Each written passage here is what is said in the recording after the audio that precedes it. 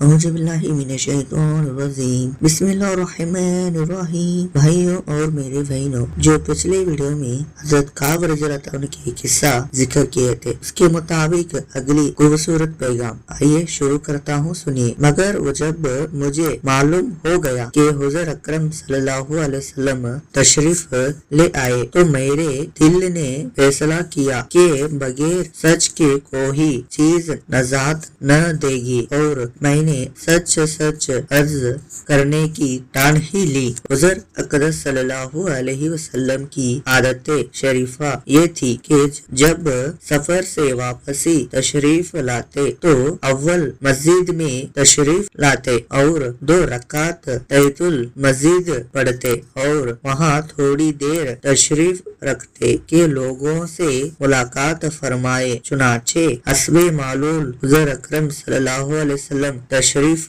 فرما رہے اور منافق لوگ آ کر جھوٹے عذر کرتے اور قسمیں کھاتے رہے۔ حضور اکرم صلی اللہ علیہ وسلم ان کے ظاہر حال کو قبول فرماتے رہے اور باطل کو اللہ کے سپرد کرتے رہے کہ اتنے میں بھی حاضر ہوا اور سلام کیا۔ حضور اکرم صلی اللہ علیہ وسلم نے ناراضگی کے انداز میں تبسم فرمایا اور احراز فرمایا۔ میں نے عرض کیا کہ یا آپ رضی اللہ عنہ نے احراز فرما لیا، میں خدا کی قسم نہ تو منافق ہوں نہ مجھے ایمان میں کچھ تردد ہے۔ ارشاد فرمایا کہ یہاں آ، میں قریب ہو کر بیٹھ گیا۔ حضور اکرم صلی اللہ علیہ وسلم نے فرمایا کہ تجھے کس نے روکا؟ کیا تو نے اونٹنیوں نہیں خرید رکھی تھی؟ میں نے عرض کیا یا رسول اللہ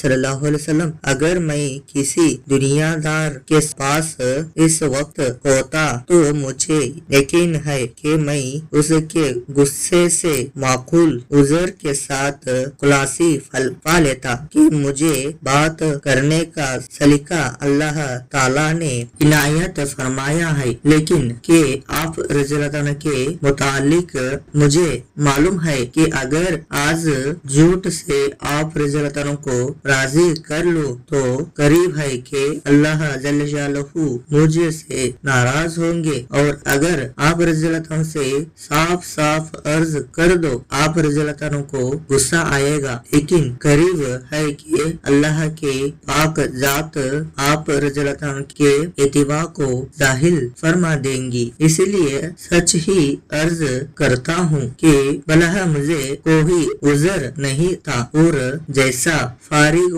اور وسعت والا میں اس زمانے میں تھا جس زمانے میں بھی اس سے پہلے نہیں ہوا۔ حضور اکرم صلی اللہ علیہ وسلم نے ارشاد فرمایا کہ اس نے سچ کہا، پھر فرمایا کہ اچھا اٹھ جاؤ، تمہارا فیصلہ حق تعالی جانہ فرمائیں گے۔ میں وہاں سے اٹھا تو میری قوم کے بہت سے لوگوں نے مجھے ملامت کی کہ تو نے اس سے پہلے کوئی گناہ نہیں کیا تھا، اگر تو کوئی عذر کر کے حضور اکرم صلی اللہ علیہ وسلم سے استغفار کی درخواست کرتا ہوں۔ حضور اکرم صلی اللہ علیہ وسلم کا استغفار تیرے لیے کافی تھا۔ میں نے ان سے پوچھا کہ کوئی اور بھی ایسا شخص ہے جس کے ساتھ میں معاملہ ہوا ہوں؟ لوگوں نے بتلایا کہ 2 شخصوں کے ساتھ اور بھی یہی معاملہ ہوا ہے، انہوں نے بھی یہی گفتگو کی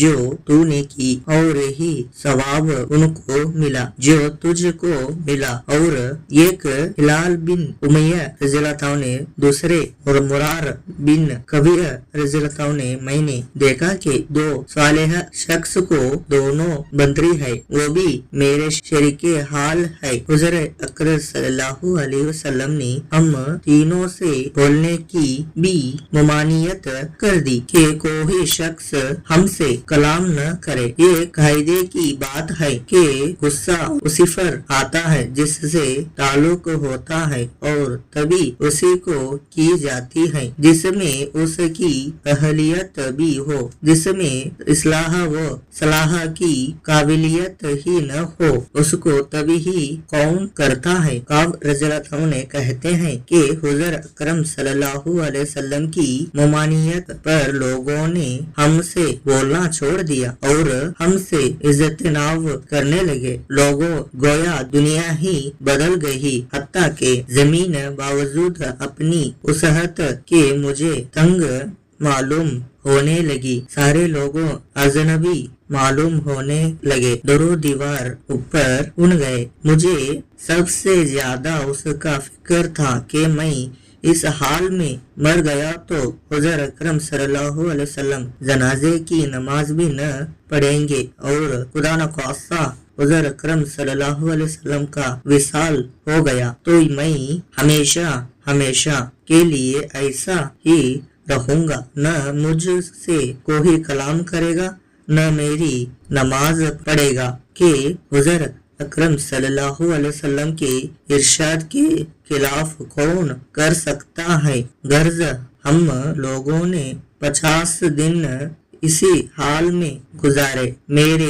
दोनों साथी तो शुरू ही से घरों में चुप कर बैठ गए थे। मैं सब में कभी था, चलता फिरता, बाजार में जाता, नमाज में शरीक होता, मगर मुझसे बात को ही न करता। हुज़ूर अकरम सल्लल्लाहु अलैहि वसल्लम की मजलिस में हाजिर होकर सलाम करता और बहुत गौर से ख्याल करता कि हुज़ूर अकरम सल्लल्लाहु अलैहि वसल्लम के लब मुबारक जवाब के लिए हिले या नहीं। नमाज के बाद हुज़ूर अकरम सल्लल्लाहु अलैहि वसल्लम के करीब ही खड़े होकर नमाज पूरी करता और आंख चुराकर देखता कि हुज़ूर अकरम सल्लल्लाहु अलैहि वसल्लम मुझे देखते भी है या नहीं। जब मैं नमाज में मशगूल होता तो हुज़ूर अकरम सल्लल्लाहु अलैहि वसल्लम मुझे देखते और जब मैं उधर मुतवज्जा होता तो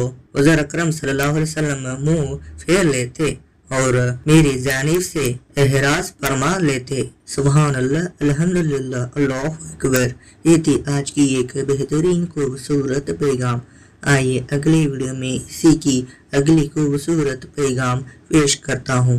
दुआ में याद रखिए और चैनल को सब्सक्राइब कीजिए, बेल आइकन जरूर दबाइए। आइए अगले वीडियो में मिलते हैं। खुदा हाफिज़।